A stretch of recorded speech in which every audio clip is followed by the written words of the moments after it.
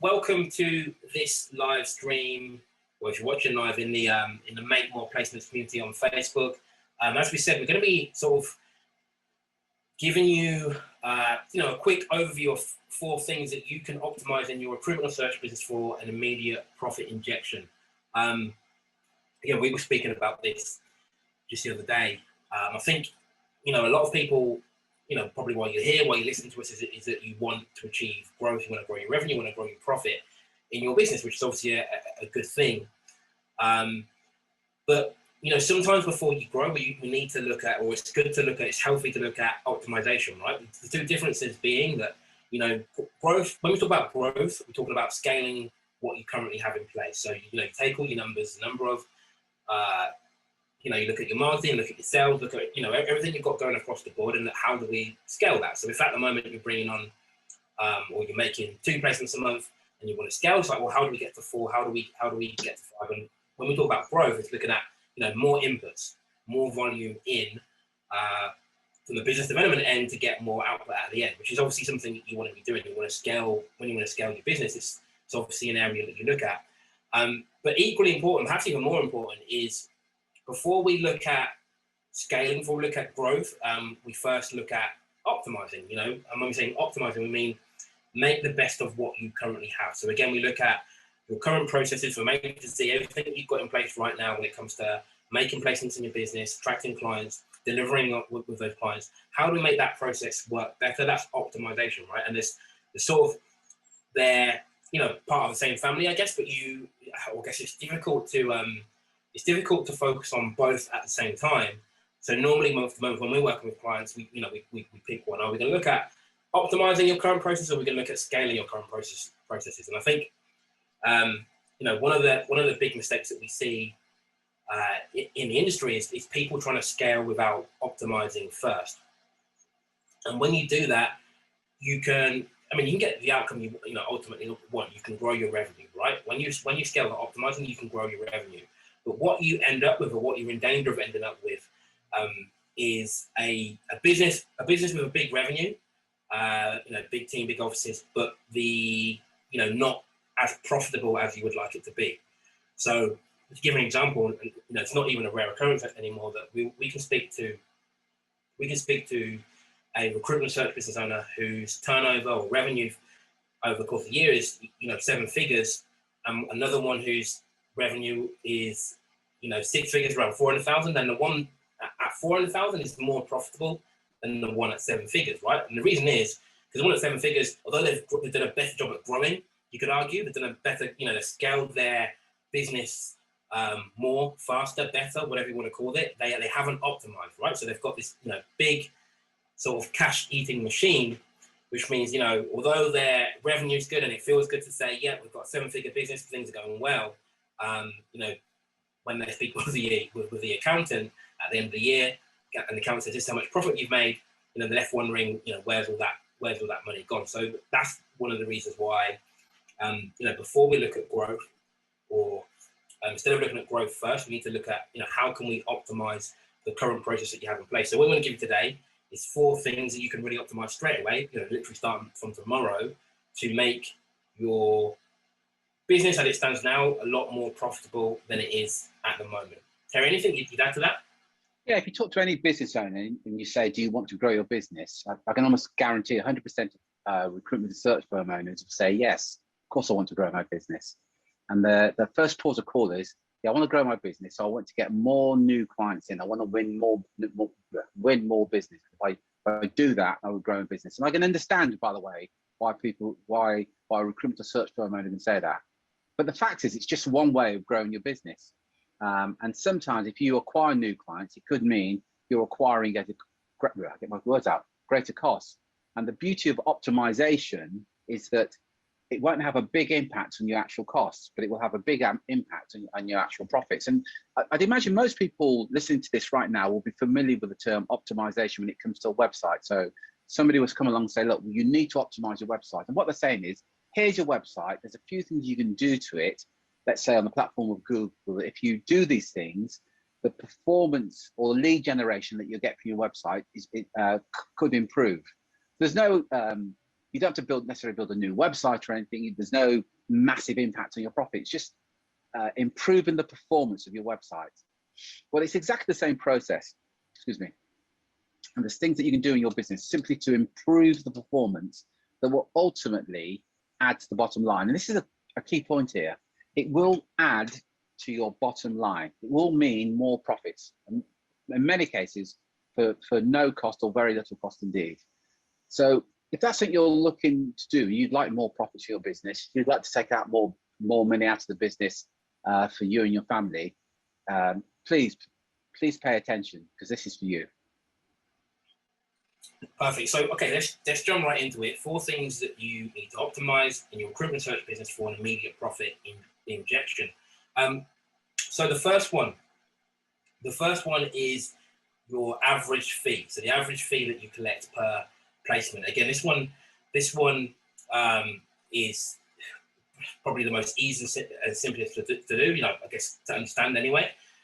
If you look back at the last 12 months in your business, you know, let's imagine that rather than the fee that you actually got, we got, you know, a higher fee. You know, obviously, for the same amount of work, you would do more revenue and obviously more profit as well, right? So the average fee that you're collecting per placement is one of the quickest ways you can optimize, because ultimately, you know, what it comes down to, well, I guess there's really 2 ways you can increase your average fee. So one is like, you know, next time you're in a sales meeting, you just say a higher fee. So if you're charging 25% now, you start saying 26%. You start saying 27%. You know, that's one way you can start getting higher fee. But in order to do that, you know, you need to improve your sales process. You need to get better at selling, right? So one of the things that keeps your fee low is if you don't have a way of making yourself the preferred choice in the eyes of your clients when it comes to, you know, if they're speaking to you and a competitor, then obviously, like, if they view you as a commodity,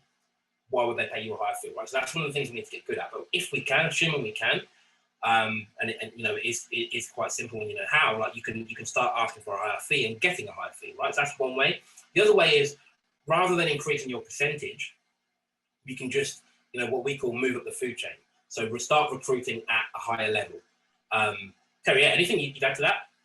Yeah, just a couple of things. You said it's simple and easy, and I'd just say on that, the perception is it's a simple thing to do, but the perception, it may not be easy to do to have higher fees. But I'd want to add that that's simply the perception. And most recruiters, they don't know, because they don't ask for higher fees. And as you said, moving up the food chain, because what any recruiter knows, whether you're recruiting at a salary of 20,000 or 220,000, the process is exactly the same. Exactly the same. Admittedly, the type of candidates you're talking to are maybe a lot different, but the process that you go through is exactly the same. So it's worth asking yourself the question: if I'm going to recruit somebody at 20,000 and get 25%, why not recruit somebody at 200,000 and get 25% of 200,000, as it's the same amount of work? And if you talk to any recruiter that recruits at a more senior level, they will tell you it's actually easier the further up the food chain that you go. So the more senior the role is that you're recruiting at, the easier the actual process is. You're less likely to get ghosted by somebody at that level. You're less likely to get the candidate not turning up for the interview, or not turning up. They agree to start with the organisation and then not turn up. That rarely, if ever, happens at a senior level. I'm sure it occasionally happens, but it's very much the exception. Whereas that's more likely to happen if you're recruiting, let's say, entry-level candidates into an organisation.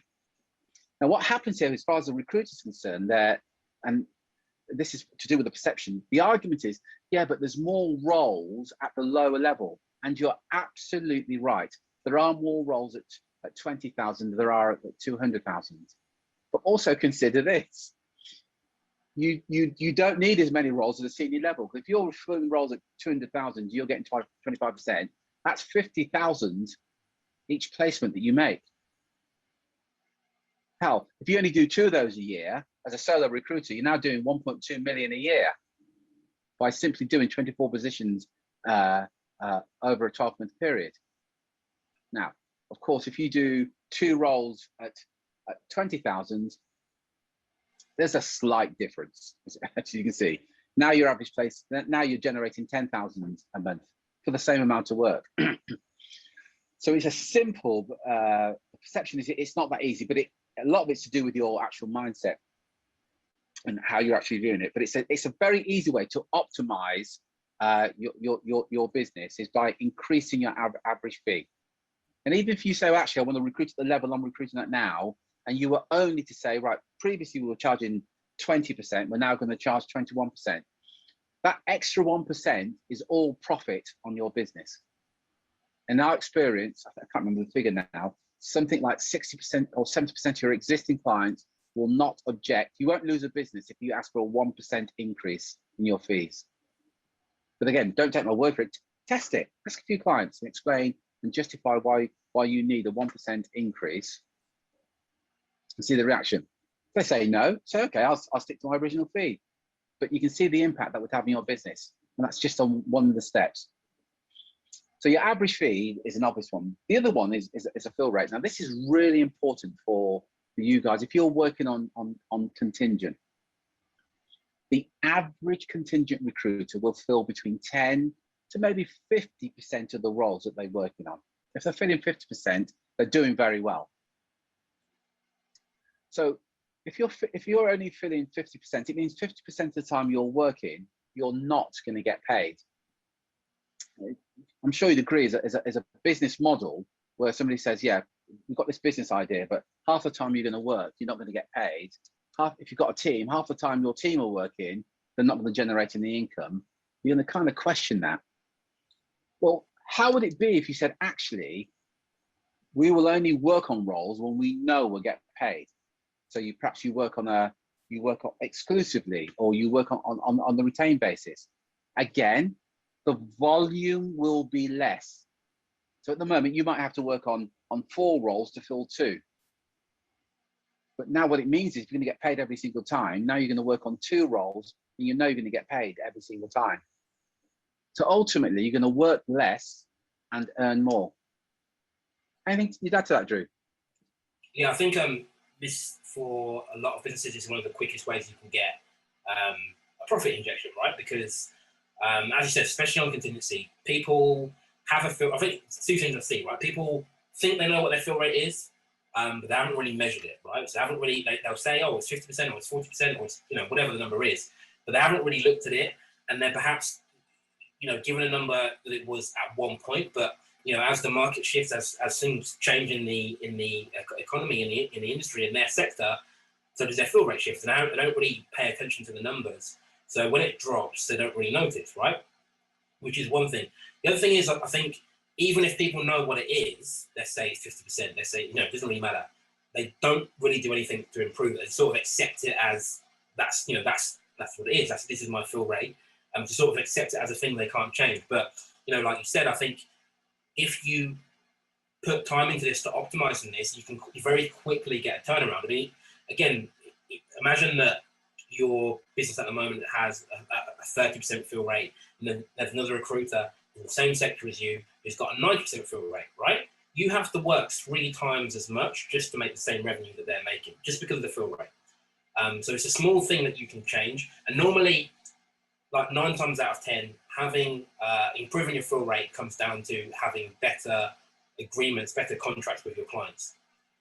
Because I think Jerry said, like, if you can lock in that exclusivity, like most recruiters we speak to, one of the big reasons got low fill rates isn't because of their ability as a recruiter. It's because, either the client wasn't ever committed to the process in the first place, so they've changed their mind, or the client hires somebody else from another source, or even at the moment we're seeing sometimes candidates having lots of offers on the table, so it's getting harder to fill roles, right? So if fill rates are dropping, that's obviously going to impact the amount you work and also your profit as well. So we need to look at that, look at ways we can optimize it. Again, often it's going to come down to the agreement that you have in place with clients, which again, to change that is going to take you changing your current terms, and then again, just getting better at communicating the value that you provide to each prospect that you speak to. If we can get better at that, better at explaining why someone should partner with you exclusively, Again, that's one of the easiest ways to dramatically increase your fill rate from sort of the 50% and below to 80% and above. Yeah. The next one is repeat business. Well, in my opinion, the majority, and I'd say probably 70% of the recruiters out there overall do a good job for the clients. But one of the challenges that recruiters have is they do a great job for the hiring manager, and the next time the hiring manager's got a need, the hiring manager goes and uses somebody else. And if you've just filled a role, say previous 6 months or so, you filled a role. And by the way, I'm talking as a former recruiter. I've experienced this. There's nothing that really winds you up more than you find that your client, who you thought you had a great relationship with, is given an assignment to somebody else. And often because another recruiter's just got in front of them at just the right time and said, yeah, actually, we are looking for an XYZ, and before you get to know. So one thing that is worth looking at in terms of optimization is repeat business. How would it be if at the moment, if every client that you worked with, they gave, let's say, 2 assignments a year, every year, if you were to improve that by 10%, so now you're getting 2.2 assignments a year. So what it means is that the number of placements you're making increases by 10% a year. Again, to win a new client, there's more cost involved than trying to get business from an existing client. And it really is just a case of optimizing the relationship you've got with them. And ask yourself this question: what else could I do with my existing clients that would further enhance that relationship? I think we're all guilty in not just with clients, but with relationships. We can sometimes take people for granted.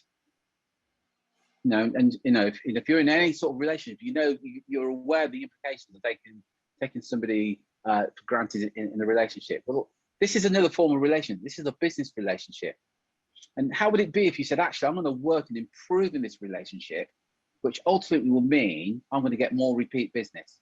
And even if it's only a 10% increase, and think about it, if you've got a 10% increase from your existing clients in terms of the number of job orders you've got, if you've got a 10% increase in your fees, what would that do to your bottom line? Just think about that for a minute, the impact you have in your business at no additional cost.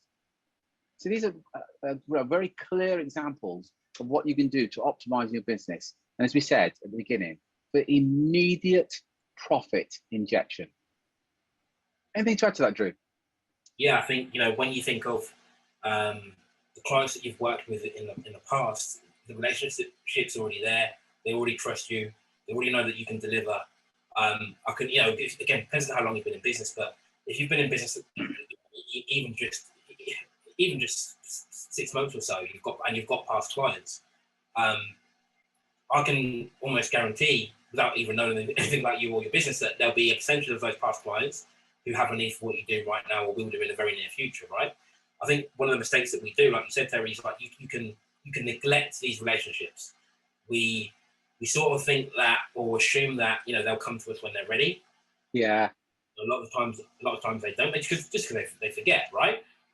One of the things that when people join our programs, one of the first things that we do is look at their past clients, their repeat business, see where the opportunities are. And often people come into our programs and they make their money back just from getting the repeat an additional job order, additional assignment from a client they've worked with in the past, someone they've already got a relationship with. So I can guarantee, if you look at your business, a question you need to be asking is, I'm sure you get repeat business anyway without really even trying, but do you have a process for that?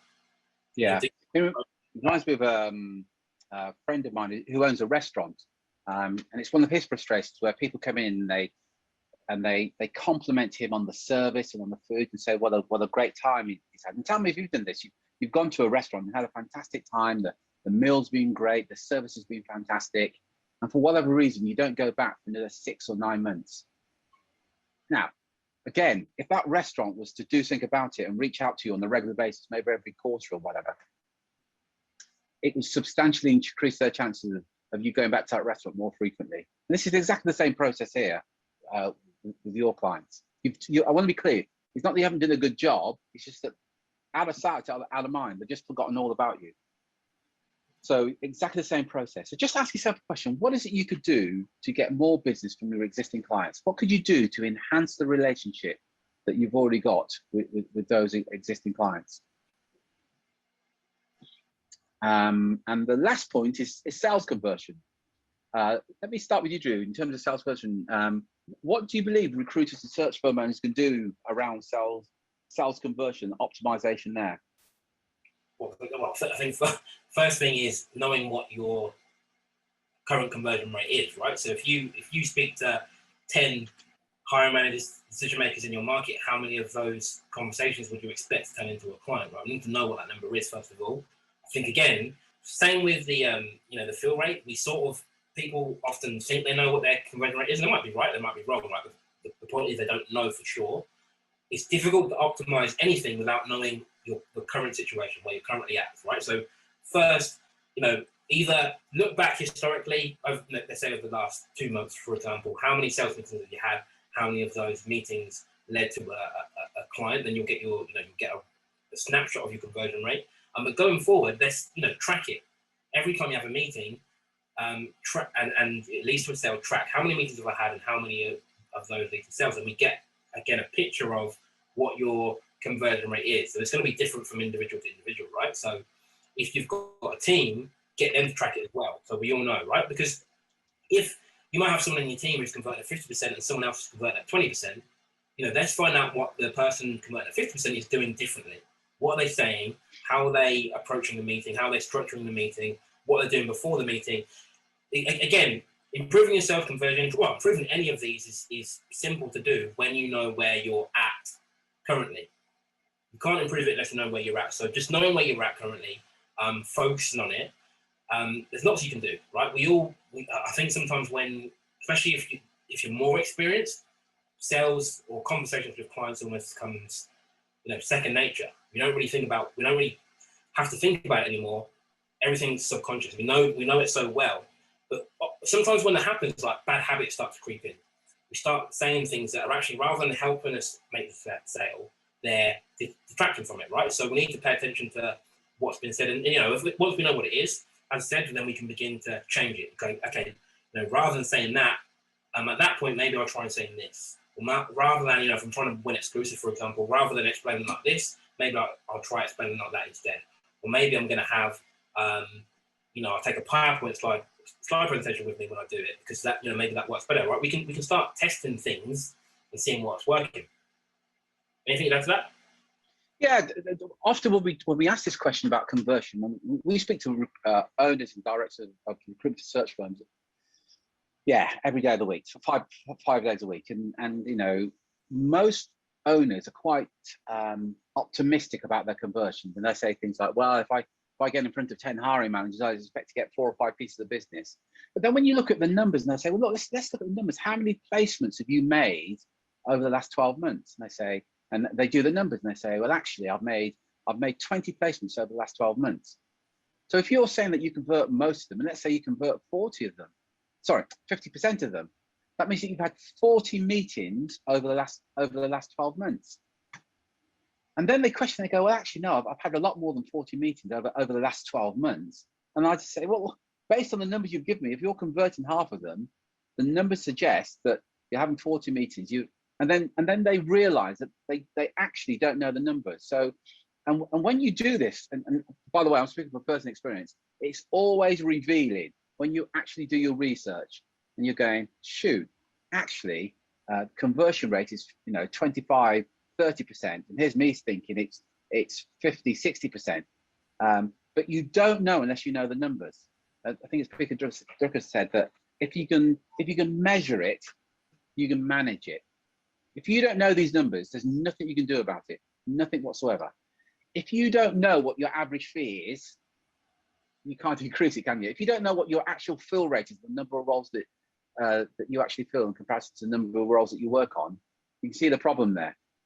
If you don't know what your average client's worth to you or how much business they give you in the year, and then you say you want to increase your repeat business, and it's exactly the same with sales conversion. If you don't know where you are right now, you can't do anything about it.